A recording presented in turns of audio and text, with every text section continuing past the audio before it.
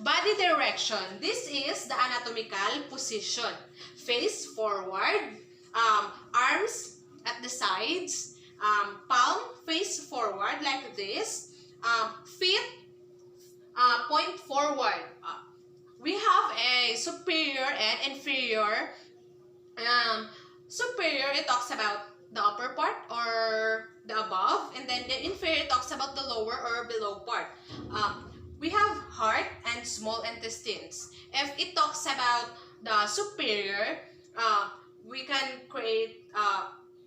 say that heart is located superior to the small intestine, and if it talks about inferior, small intestine is located inferior to the heart. Anterior and posterior. Anterior, it further to the front, and posterior further to the back. And we have example, heart and sternum.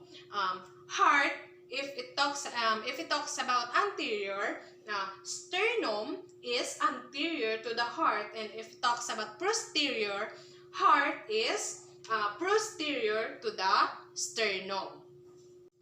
We have the ventral anterior and the dorsal posterior.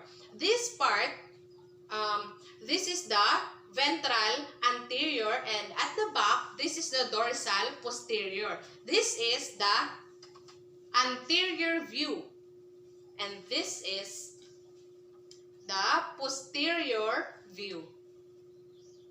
We have the medial and the lateral. Medial towards the midline of the body, and the lateral towards the side of the body. If it talks about medial, for example, the lungs and the heart, if it talks about medial, heart lies medial to the lungs. And if it talks about the lateral, lungs lies lateral to the heart. We have here the superficial and the deep. Superficial, it closer to the surface of the body, and the deep is further to the surface of the body. If it talks about the superficial, for example, the lungs and the sternum.